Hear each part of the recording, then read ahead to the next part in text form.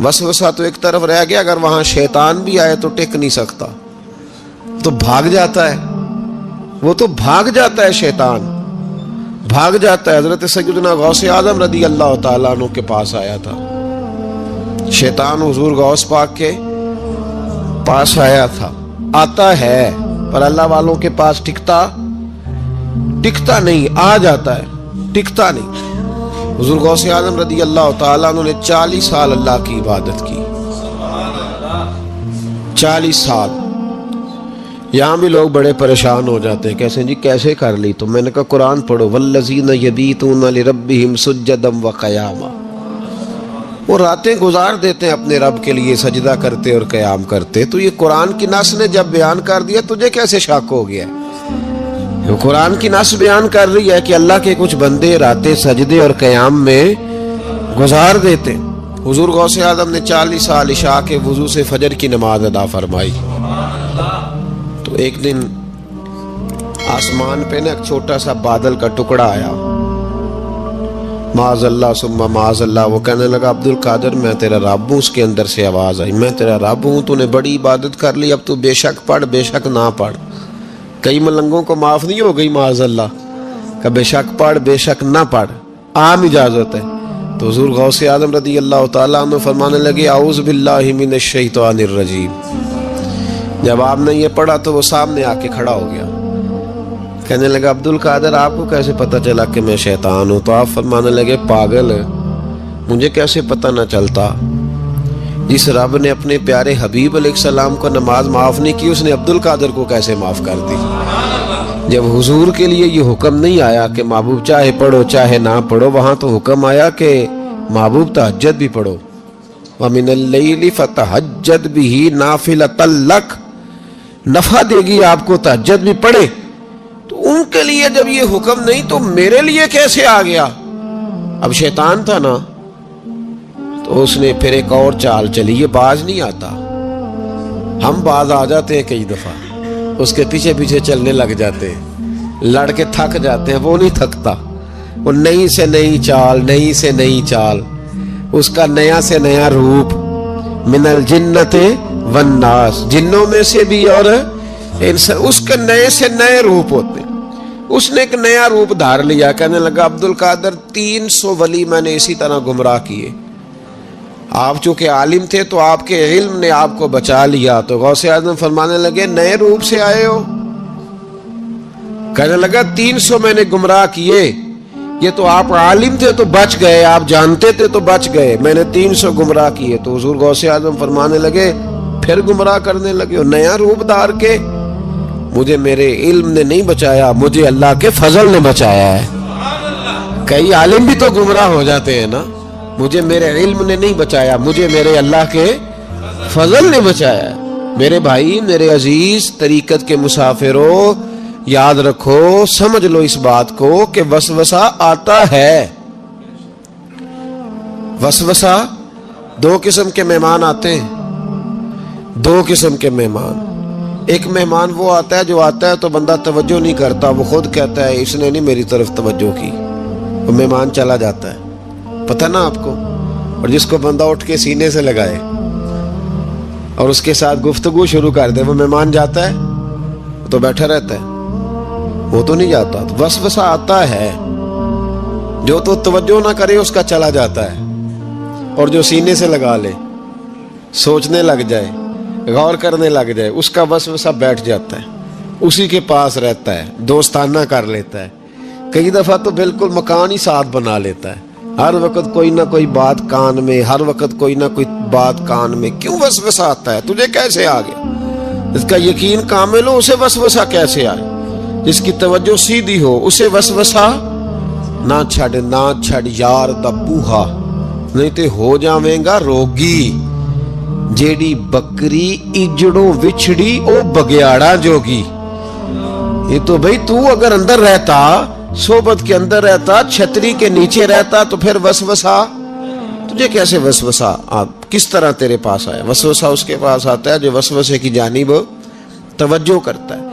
بہت زیادہ لوگوں کو بدگمانی ہونے لگی ہے، بہت زیادہ وسوسے آنے لگے ہیں، بہت زیادہ خیال ہونے لگا ہے، بہت زیادہ توجہ ہونے لگی ہے، بڑی लोगों का मेयार इस तरफ जाए, हर चौथा आदमी आके कहता है बुरे ख्यालात आते हैं। क्यों भाई बुरे ख्यालात आते हैं, कैसे आ गए?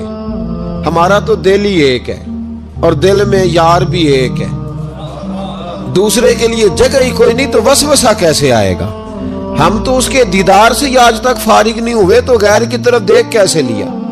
ये कैसे हो गया? मुमकिन कैसे हुआ? अपने आप को समेटे, इन वसवसों से अपने आप को बचाएं, इन पर कतई तौर पर कोई तवज्जो न दे। और अगर कभी आ भी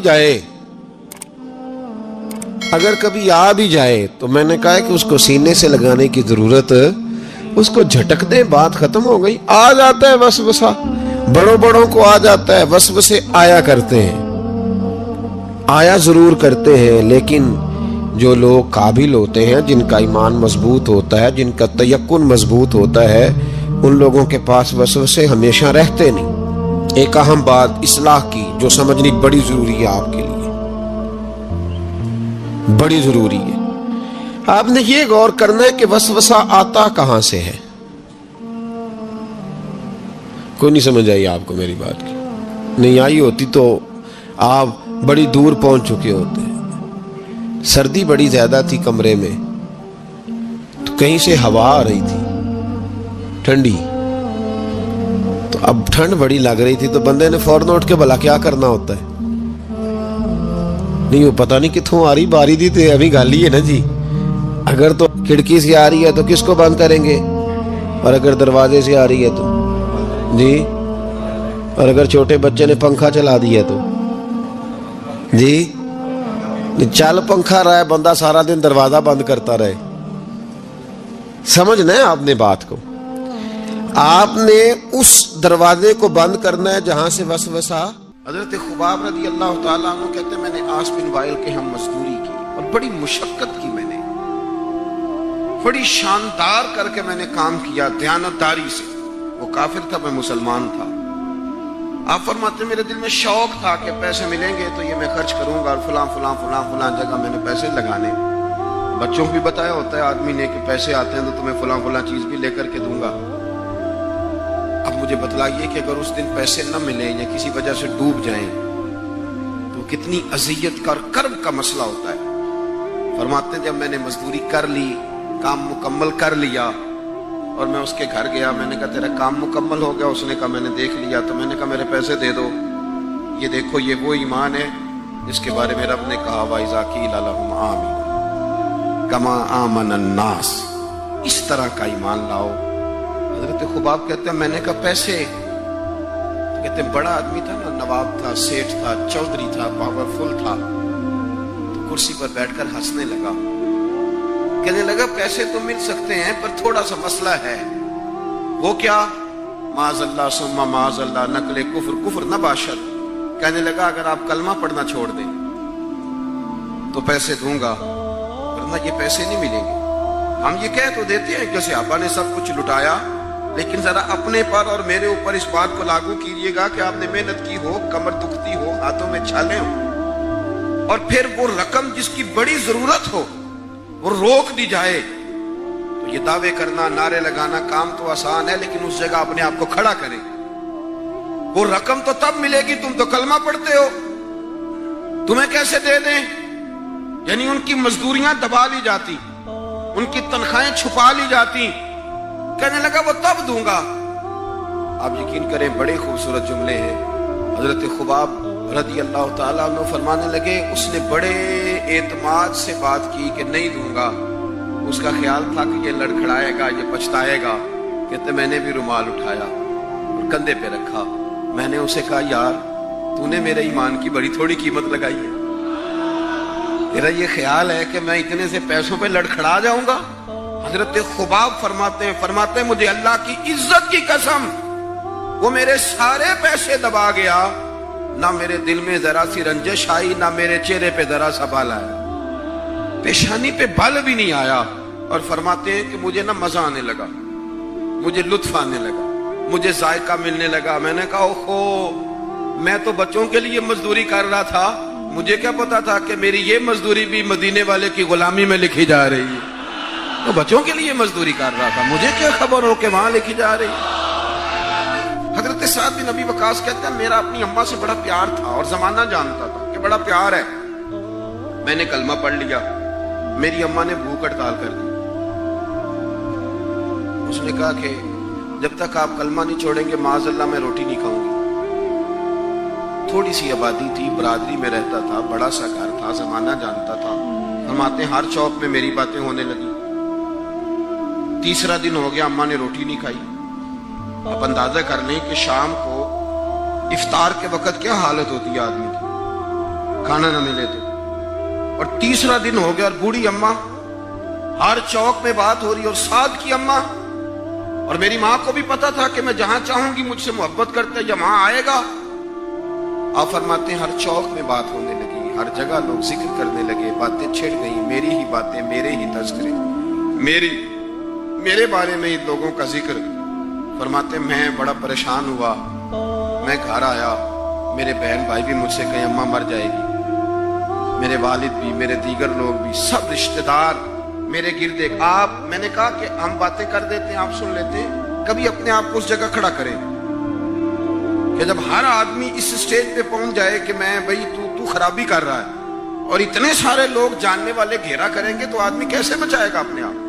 حضرت سعد بن ابی وقاص کہتے ہیں کہ میرے گرد شدید گھیرا تنگ ہو گیا, اور مکے کا دور ہے, حالات اتنے خطرناک ہیں کہ سنبھالے نہیں سنبھلتے. آپ فرماتے ہیں جب حد ہو گئی تو میں نے کہا اماں سنو پھر میری بات, میں تم سے بات کرنے لگا. کہتے ہیں میرے بہن بھائیوں کے بھی کان کھڑے ہو گئے. اماں بھی سہارا لے کے اٹھ کے بیٹھ گئی کہ لگتا ہے کہ برف پگھلنے لگی, لگتا ہے کہ کچھ نرم ہوا ہے. فرماتے ہیں میں سامنے کھڑا ہوا اور تھوڑے بہت لوگ جو وہاں موجود تھے وہ بھی قریب آ گئے. میں نے کہا اماں تیرا اور میرا پیار زمانہ جانتا ہے, اور دنیا کو پتا ہے کہ میں وہ بیٹا ہوں کہ جس کی لوگ مثالیں دیتے ہیں. اماں ہر چوک میں تیری میری باتیں ہوئی, ان 3 دنوں میں تجھے اور مجھے ڈسکس کیا گیا. اماں تو بڑی کمزور ہو گئی, اٹھ کے تجھ سے کھڑا نہیں ہوا جا رہا. یہ ساری چیزیں میرے سامنے آئیں, بہنوں نے رو کے دکھایا, بھائیوں نے محبت یاد کرائی, ہر چیز میرے آڑے آئی. لیکن حضرت سعد بن ابی وقاص کہنے لگے اماں میں نے اپنے دل کا جائزہ لیا ہے, میرے ایمان نے ایک وقت بھی مجھے یہ مشورہ نہیں دیا کہ میں اماں کو منا لوں. فرمانے لگے اماں یہ زمانہ سارا موجود ہے اور لوگ کھڑے ہیں, تیری ایک جان ہے نا, ایک جان. اماں تیری ایک جان ہے, اگر تیری 1000 بھی ہوتی اور ایک ایک کر کے ساری جانیں تیری نکل جاتی تو پھر بھی میں اپنے مدینے والے محبوب کا کلمہ چھوڑنے کو تیار نہیں ہوں. اور تیری مرضی ہے تو روٹی کھا چاہے بھوک ہڑتال کر, تو اٹھ کے بیٹھ جائے لیٹی رہے. 1000 جان بھی ہو ایک ایک کر کے نکل جائے تو ایمان پر سودے بازی ہو سکتی. وَإِذَا قِيلَ لَهُمْ آمِنُوا كَمَا آمَنَ النَّاسُ, اس طرح ایمان لاؤ جس طرح یہ لوگ ایمان لائے ہیں. حضرت سعد بن ابی وقاص یہ نعرہ لگا کے نا, نعرہ مستانہ لگا کے, یہ نعرہ لگا کے تو چلے گئے. حضرت سعد بن ابی وقاص چلے گئے. آپ باہر نکلے تو اماں اٹھ کے بیٹھی, کہنے لگی روٹی لاؤ بھائی. انہوں نے کہا اماں جی بھوک ہڑتال بس. کہنے لگی میرا ہی تو بیٹا ہے نا, میں نے پیدا کیا, میں نے پالا ہے, میں رگ رگ سے واقف ہوں. میں جیسے کہتی تھی ویسے کرتا تھا, میں جیسے چلاتی تھی ویسے چلتا تھا. اس نے کہا تھا نا عشق ایک ڈھونگ ہے, تو میں نے کہا تجھے عشق ہو خدا کرے, پھر کوئی تجھے اس سے جدا کرے تو اسے تسبیحوں پہ پڑھا کرے, تو اسی کا نام جپا کرے, تو گلی گلی پھرا کرے, پھر میں کہوں کہ عشق ایک ڈھونگ ہے اور تو نہیں کہا کرے. فرمانے لگی کہ میں جانتی ہوں, مجھے پتہ ہے میرا بیٹا ہے, میری گود میں پلا بڑا ہے, میں جیسے کہتی تھی ویسے کرتا تھا. لیکن اگر میرے سے بڑھ کے بھی کسی سے پیار کرنے لگا ہے تو کچا نہیں کرنے لگا, یہ سچا ہی کرنے لگا ہے. حضرت سلمان فارسی رضی اللہ تعالیٰ عنہ فرماتے ہیں مدینے کے قریب لے جا کے ام القریٰ ایک بستی تھی, انہوں نے میرے ساتھ دھوکہ کیا. جو لے جانے والے تھے وہ یہودی تھے, انہیں مجھے وہاں جا کے بیچ دیا. میں شہزادہ ناز و نام میں پلا, وہ مجھے مارتے, مجھ سے کام لیتے. کہتے ہیں میں وہاں کئی سال رہا اور کہتا یا اللہ میں مار کھانے کو تیار ہوں پر مدینہ تو آ جائے نا, حضور کا شہر تو نصیب ہو جائے نا. حضرت جناب سلمان فارسی کہتے ہیں اس یہودی کا چچا بیٹا، اس کا چچا زاد بھائی، اس کا کزن بنو قریظہ یہودیوں کے محلے سے آیا. مجھے اس نے کام کاج کرتے دیکھا، کھیتی باڑی کرتے دیکھا تو کہنے لگا، توجہ ہے آپ کی؟ جاگ رہے ہیں آپ لوگ؟ میری بات کی سمجھ آ رہی ہے؟ کہنے لگا غلام بیچو گے؟ مجھے دے دو.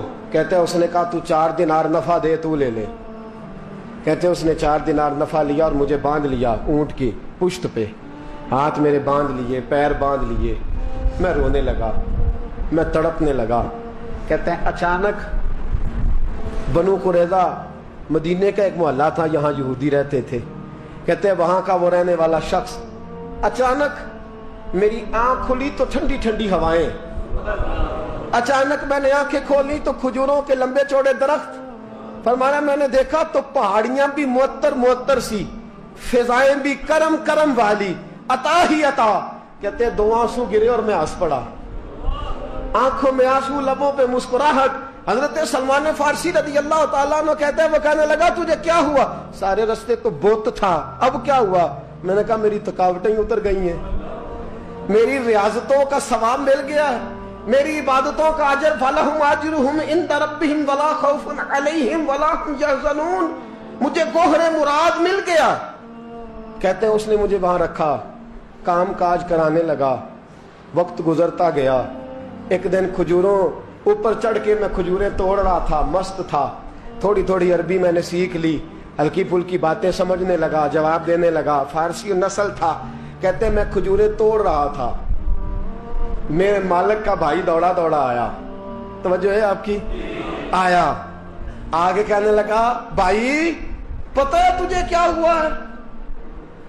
پتہ؟ کہتا میں نے کوئی توجہ نہیں دی، یہ روز ایسی باتیں. پتہ ہے تازہ خبر کیا ہے؟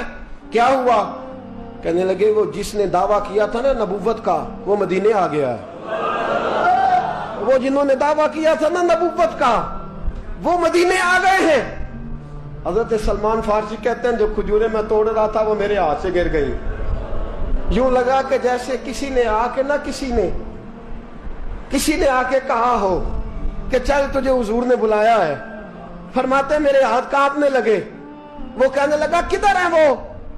کہنے لگا وہ وادی قبا ہے نا، آج بھی جا کے کوئی دیکھے قبا کا ماحول، آج بھی جا کے کوئی دیکھے قبا کا ماحول.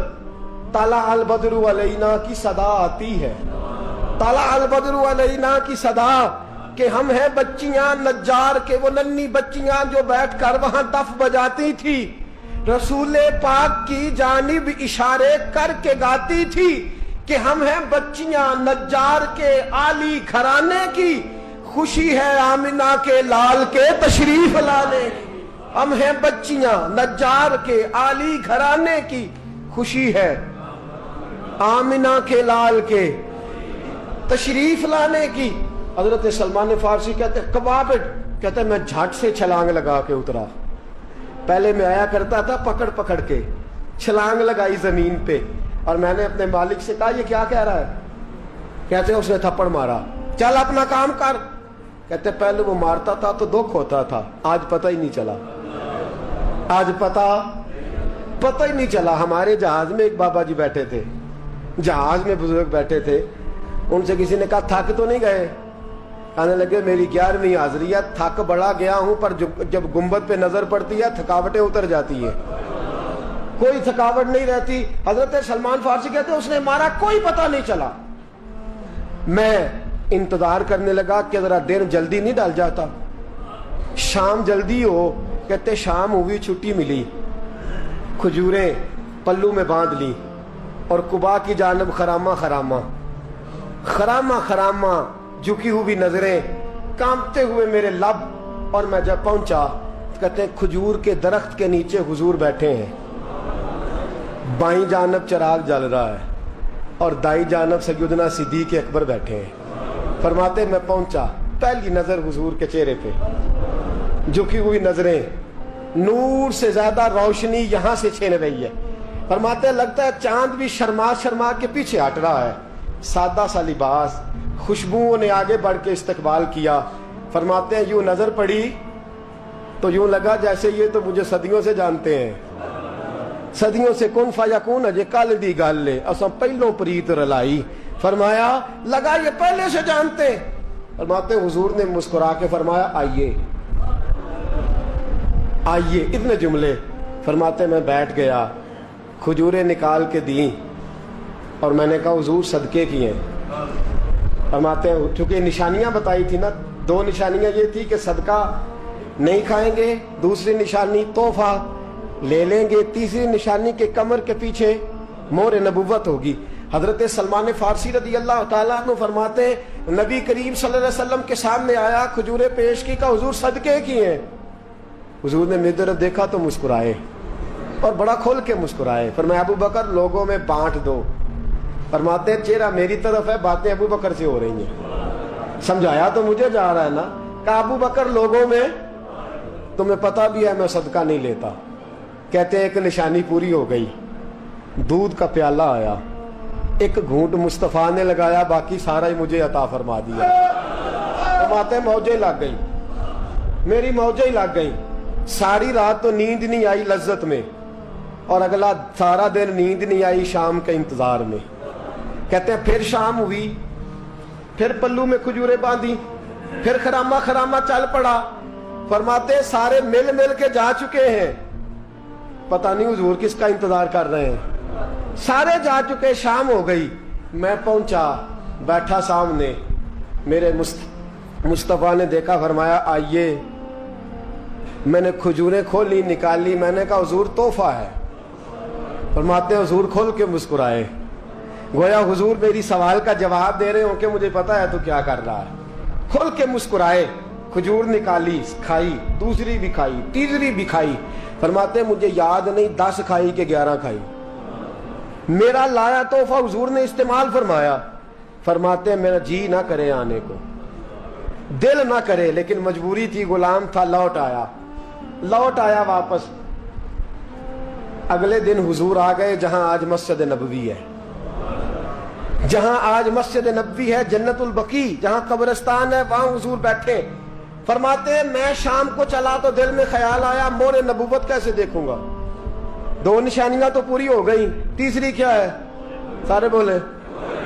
فرماتے ہیں وہ ہے 2 کندھوں کے درمیان، کیسے جرت کروں گا کہ حضور دکھائیں، کیسے کہوں گا کہ سونیا مور دیکھنی ہے. کہتے ہیں پھر دعائیں کرنے لگا دل ہی دل میں، یا اللہ ہوا چلا دے، دل ہی دل میں نا ہوا چلا دے مولا، اور حضور کی قمیض مبارک کٹ جائے میں مور دیکھ لوں.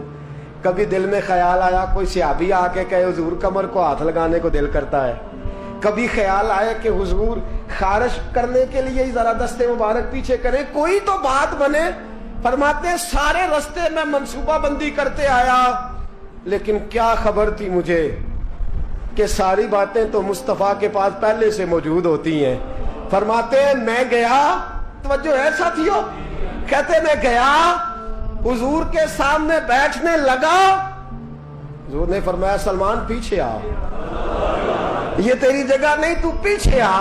فرماتے میں وہاں سے اٹھا پیچھے گیا. جیسے ہی میں پیچھے گیا حضور نے قمیض پکڑی، مہر نبوت اٹھائی. میں نے کھل کے دیکھا، کھل کے چوما، کھل کے پیار کیا. پھر حضور نے بازو تھاما، فرمایا بس بھی کر، بس بھی کر. فرمایا نبی کریم کے قدموں میں سر رکھا اور میں پھوٹ پھوٹ کے رویا. میں نے کہا سونیا میری حیات کا افسانہ پوچھنے والوں، کہیں کہیں سے یہ قصہ پڑھا نہ جائے گا.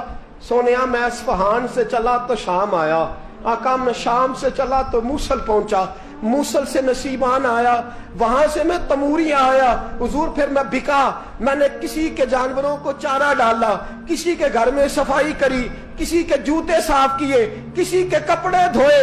بک بک کے آیا ہوں، بک بک کے پہنچا ہوں.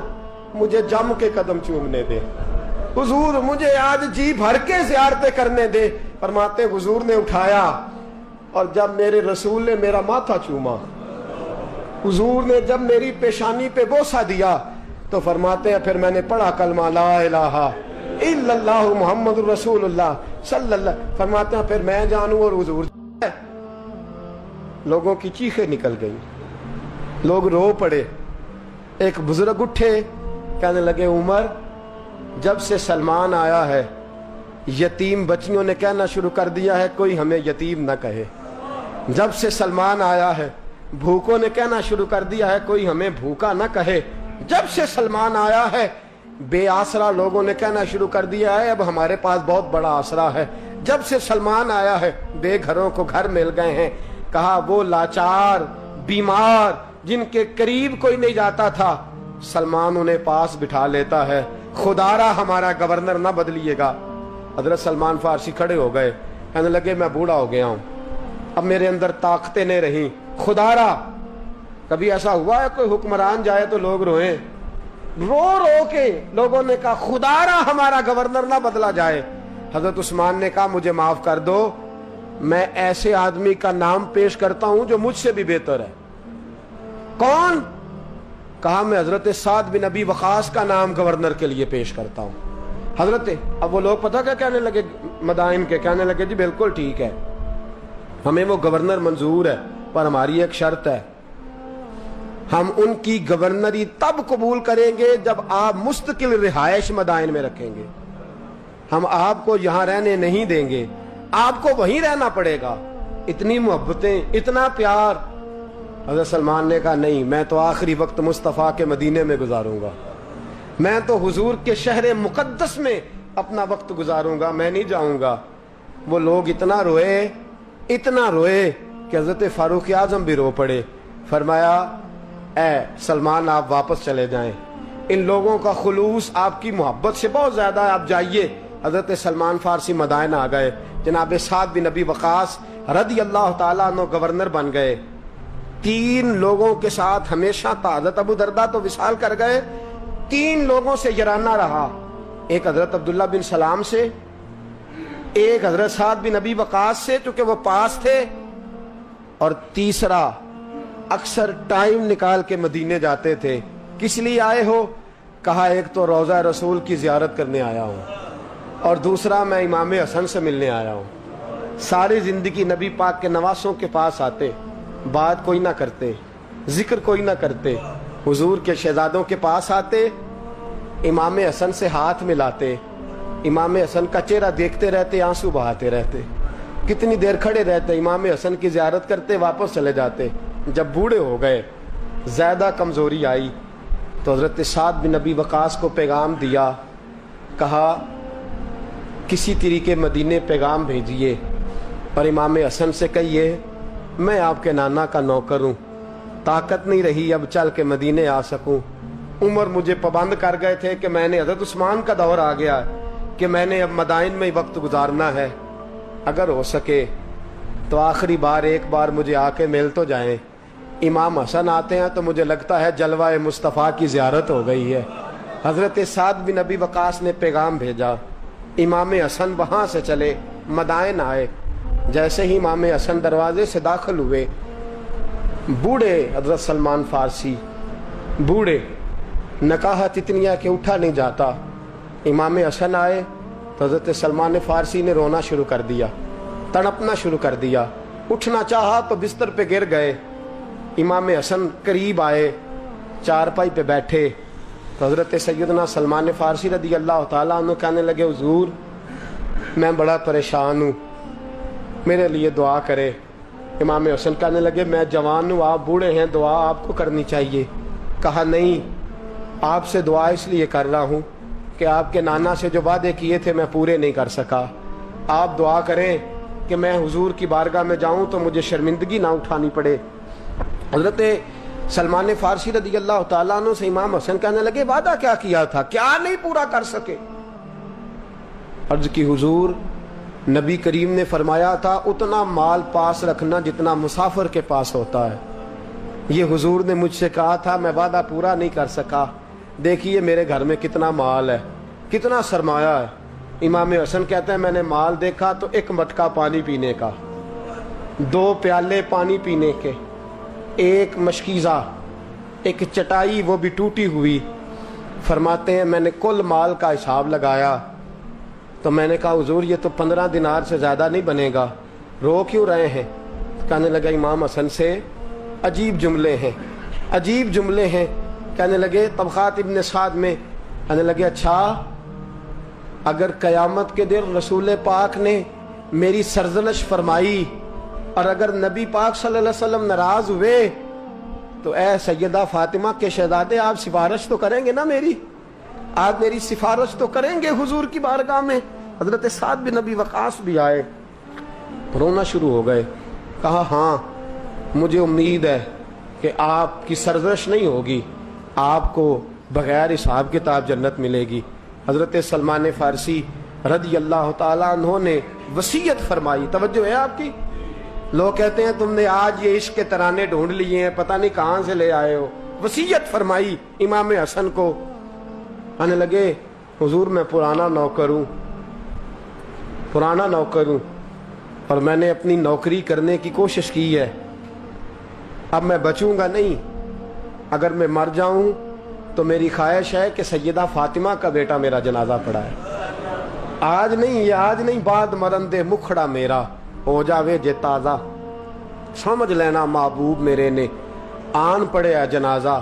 امام حسن نے جنازہ پڑھایا اور حضرت سعد بن ابی وقاص رضی اللہ تعالیٰ عنہ ان کے قریب گئے، کہنے لگے جاتے جاتے کو نصیحت ہی کر جائے، تو فرمایا تین چیزوں کا خیال رکھنا، ایک روایت میں چار ہے، تین کا خیال رکھنا، یا تو جہاد کے رستے میں انتقال کر جانا، یا جہاد کے رستے میں انتقال کر جانا، یا حج اور عمرے کے رستے میں مر جانا، یہ نہ ہو سکے تو قرآن سیکھتے سکھاتے دنیا سے رخصت ہو جانا۔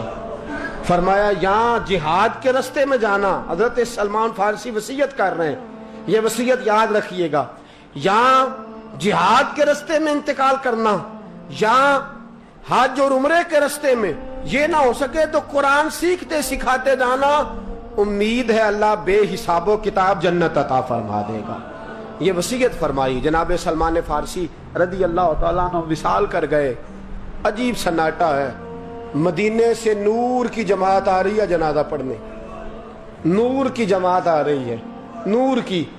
حضرت عثمان غنی خود چل کے جنازے میں شریک ہوئے، اور صحابہ کہتے ہیں سفید داڑھی حضرت عثمان کی، امام حسن کے پیچھے نماز جنازہ پڑھا، اور پڑھ کے پھر ان کی میت کے قریب حضرت عثمان غنی گئے۔ پہلے تو صبر کا پہاڑ تھے، اور جب قریب گئے اور جا کر کے ماتھا چوما، اور پھر جب سیدنا عثمان غنی اٹھے تو مقدس داڑھی سے آنسو گرنے لگے، کہنے لگے سلمان میں نے اپنی آنکھوں سے مصطفیٰ کو تیرا ماتھا چومتے دیکھا ہے، سلمان میں نے اپنی آنکھوں سے حضور کو تجھ سے پیار کرتے دیکھا ہے۔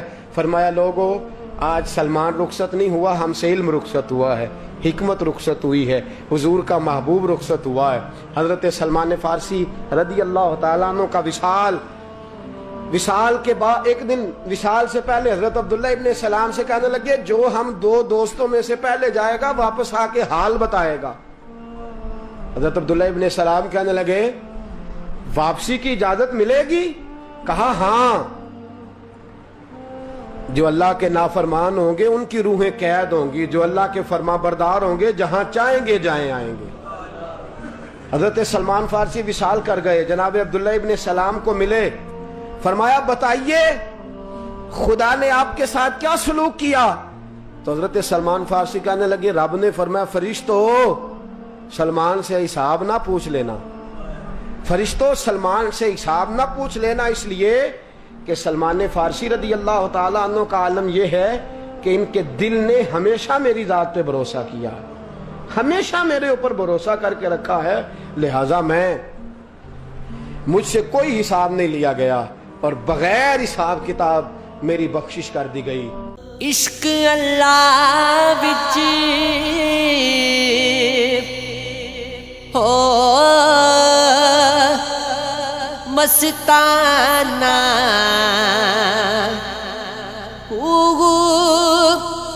صدا